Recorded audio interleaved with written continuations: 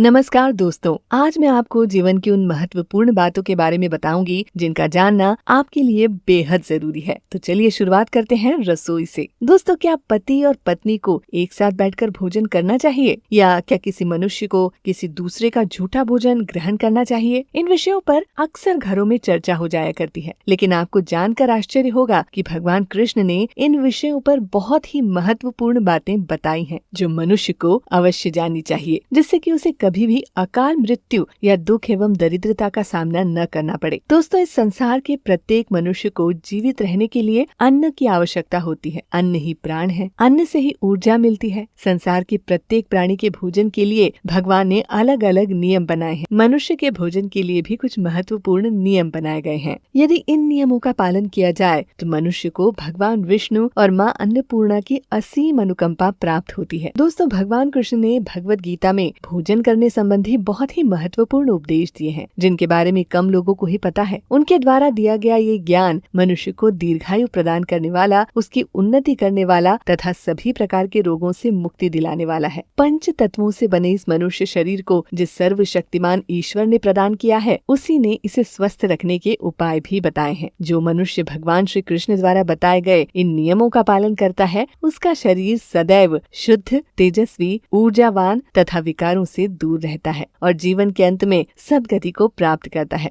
भगवान श्री कृष्ण ने भागवत गीता के माध्यम से मनुष्य को भोजन के प्रकारों के बारे में बताया है। उन्होंने बताया है कि किस प्रकार के भोजन से मनुष्य की प्रवृत्ति क्रोधी, क्रूर और राक्षसी बनती है और किस प्रकार का भोजन करने से मनुष्य सदाचारी, विनम्र और अपने मन पर विजय प्राप्त करने वाला अर्थात जितेंद्रिय बन जाता है। मनुष्य जिस प्रकार का भोजन करता है, उसे उसी प्रकार का शरीर और विचार भी प्राप्त होते हैं। इसीलिए धन की देवी माँ लक्ष्मी की प्राप्ति करने के लिए भी मनुष्य को उचित भोजन सामग्री का चयन करना चाहिए। मनुष्य चाहे निर्धन हो या धनवान, वो चाहे वन में रहता हो या महल में, उसे अपने शरीर के पोषण के लिए भोजन की आवश्यकता अवश्य होगी ही होगी। लेकिन इंद्रियों के तृप्तिकरण में उसे इतना भी उन्मत्त नहीं हो जाना चाहिए कि वो केवल तामसिक और राजसी भोजन को ही ग्रहण करे। इससे वह क्रूर तथा निष्ठुर प्रवृत्ति का हो जाएगा। ऐसा देखा गया है कि लगातार तामसिक आहार को ग्रहण करने वाला व्यक्ति अपने मान सम्मान व कुल की मर्यादा तथा अपने शील एवं संस्कारों को नष्ट कर लेता है और बुरे कर्मों का मार्ग पकड़ लेता है। इसके अलावा लगातार राजसी भोजन करने वाला व्यक्ति क्रोधी, आलसी और हिंसक हो जाता है। किंतु जो मनुष्य ईश्वर को प्रणाम करके नित्य सात्विक आहार ही ग्रहण करता है, उसका मन पवित्र एवं शरीर दिव्य, ऊर्जावान तथा तेजोमय बन जाता है। आइए अब बात कर लेते हैं वास्तुशास्त्र की। दोस्तों, मनुष्य को किस दिशा में बैठकर भोजन करना चाहिए या भोजन करते समय उसका मुख किस दिशा में होना चाहिए, भोजन शुरू करते समय कौन सा मंत्र बोलना चाहिए और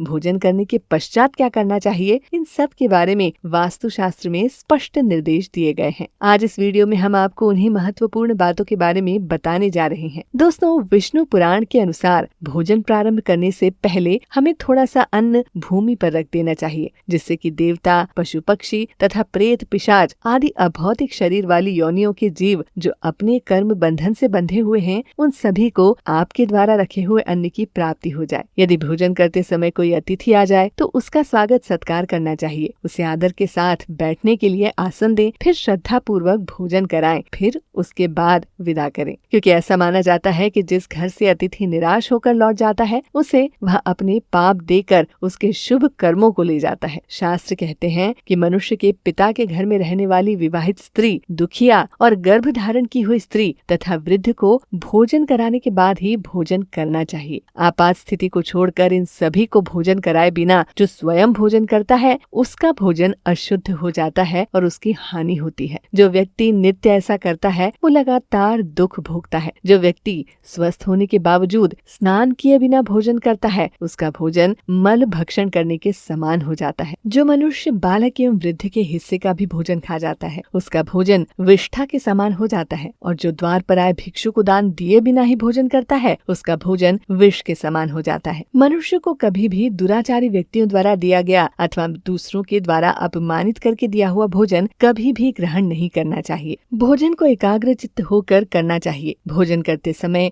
मन में ईर्ष्या, द्वेष, लालच और हिंसा का भाव नहीं लाना चाहिए। भोजन में क्रमानुसार प्रथम मीठा, फिर नमक युक्त उसके बाद खट्टा और अंत में कटु एवं तीखे पदार्थों का सेवन करना चाहिए। प्रथम 5 निवाले मौन होकर ग्रहण करना चाहिए। भोजन से संबंधित इन नियमों का पालन करने से उन मनुष्य की बीमारियों से संबंधित पूर्व जन्म के पाप कर्म नष्ट होने लगते हैं और ईश्वरीय कृपा से उसे इस जन्म में कभी भी अन्न की कमी महसूस नहीं होगी। दोस्तों, वास्तुशास्त्र के अनुसार पूर्व दिशा में बैठकर भोजन करने से व्यक्ति रोगों से और मानसिक तनाव से मुक्त होने लगता है। घर के बीमार और वृद्ध व्यक्तियों को घर की पूर्व दिशा में बैठकर अवश्य भोजन करना चाहिए। इससे उनके स्वास्थ्य में सुधार होता है, क्योंकि पूर्व दिशा उगते हुए सूर्य की दिशा है और सूर्य देव बल, आरोग्य और दीर्घायु प्रदान करने वाले देवता हैं। अगर व्यक्ति अपने व्यवसाय में उत्तरोत्तर वृद्धि चाहता है अथवा नौकरी की तलाश में है तो उसे उत्तर दिशा की ओर मुंह करके भोजन करना चाहिए। उत्तर दिशा माँ सरस्वती की दिशा है। इससे उस व्यक्ति को अपने कार्यों में सफलता प्राप्त होती है। इस बात का हमेशा ध्यान रखें कि दक्षिण दिशा की ओर मुंह करके भोजन नहीं करना चाहिए। यह दिशा यमलोक की दिशा है। वास्तुशास्त्र के अनुसार टूटे फूटे बर्तनों में भोजन नहीं करना चाहिए। यह दुर्भाग्य को निमंत्रण देने के समान है। भोजन हमेशा स्वच्छ पात्र में ही करना चाहिए। गंदे बर्तन में भोजन करने से जीवन में हमेशा दुर्भाग्य का सामना करना पड़ता है। एकादशी के दिन तामसिक भोजन का सेवन कदापि न करें। शास्त्रों के अनुसार एकादशी के दिन जो तामसिक भोजन या मांस का सेवन करता है, माँ लक्ष्मी उससे रुष्ट हो जाती हैं। उसके घर से वो हमेशा के लिए चली जाती हैं। भोजन का अपव्यय करना हमारे शास्त्रों में अनर्थ माना गया है। इसीलिए थाली में जितना आवश्यक हो उतना ही भोजन ले। अगर कोई व्यक्ति साथ में भोजन कर रहा हो तो उसका भोजन समाप्त होने तक उठकर नहीं जाना चाहिए। इससे पितर नाराज हो जाते हैं। भोजन के बाद उसी भोजन के पात्र में हाथ धोना अनुचित माना गया है। भोजन की हुई थाली में हाथ धोने से अन्न का अपमान होता है। भोजन करने के बाद उसी थाली में हाथ धोने वाले लोग अगला जन्म किसी निम्न योनि में लेते हैं। तो अगर आप भी ऐसी बुरी आदतों से ग्रसित हैं तो आज से ही अपनी आदत बदल लीजिए। सबसे महत्वपूर्ण बात, हमेशा ध्यान रखिए कि व्यक्ति को कभी भी अपने बिस्तर पर बैठकर भोजन नहीं करना चाहिए। ऐसा करने से वह व्यक्ति कई प्रकार के रोगों से ग्रसित हो सकता है। भोजन केवल जमीन पर आसन बिछाकर फिर उस पर बैठकर ही करना चाहिए। भोजन करते समय दिशाओं का ध्यान रखना बहुत ही आवश्यक होता है। यदि गलत दिशा में बैठकर या गलत दिशा में मुंह करके भोजन किया जाए तो व्यक्ति को उसका अनिष्टकारी परिणाम भुगतना पड़ सकता है। भगवान श्री कृष्ण के अनुसार जिस भोजन पर कोई व्यक्ति पैर रखकर चला गया हो अथवा उसे लांघ कर गया हो, ऐसे भोजन को कभी ग्रहण नहीं करना चाहिए। ऐसा भोजन अशुद्ध हो जाता है। ऐसे भोजन को पशुओं को खिला देना चाहिए। दूसरों के द्वारा लांघा गया भोजन खाने से मनुष्य की आयु कम हो जाती है और उसके शरीर में विभिन्न प्रकार के रोग उत्पन्न होने लगते हैं।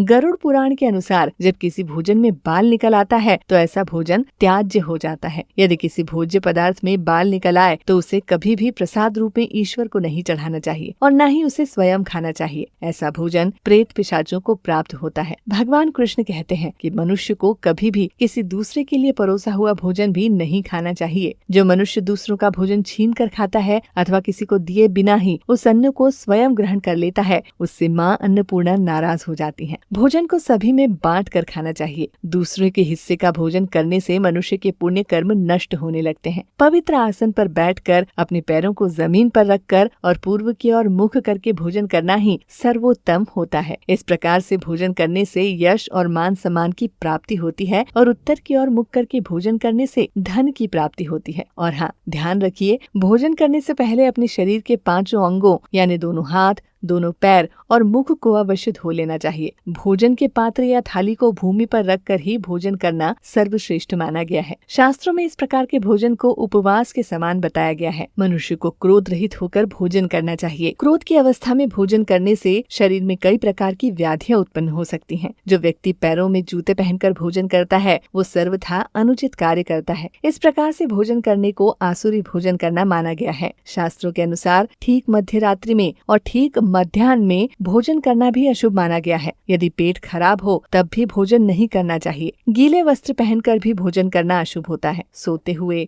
खड़े होकर, टूटे हुए बर्तन में भूमि पर रखकर अथवा हाथ में रखकर भोजन करने से दरिद्रता आती है। भोजन करते समय किसी भी प्रकार के मंत्रों का उच्चारण नहीं करना चाहिए। शास्त्रों के अनुसार पत्नी को पति को भोजन करा देने के पश्चात ही भोजन करना चाहिए। यदि पति घर से दूर हो तो पति का ध्यान करके समय से भोजन कर लेना चाहिए। इससे पति की आयु लंबी होती है। पति के भोजन करने से पहले पत्नी के भोजन कर लेने को शास्त्रों में शुभ नहीं माना गया है। इससे पति की आयु कम हो सकती है। विष्णु पुराण के अनुसार पति और पत्नी को एक साथ बैठकर भोजन नहीं करना चाहिए। ऐसा करने से दोनों के बीच क्लेश और विवाद पैदा होता है। अंधकार में अथवा खुले आकाश के नीचे बैठकर भी भोजन नहीं करना चाहिए। भोजन करते समय सर के ऊपर छत अथवा वृक्ष की छाया अवश्य होनी चाहिए। विष्णु पुराण के अनुसार केवल एक वस्त्र पहनकर या नग्न होकर भोजन करना अनुचित और अशुभ होता है। इससे जीवन में दुर्भाग्य आता है। किसी प्रकार के वाहन में बैठकर भोजन करना भी अशुभ होता है। हंसते हुए और रोते हुए भोजन करना भी अनिष्टकारी माना जाता है। तो दोस्तों, इस वीडियो में हमने आपको भोजन से संबंधित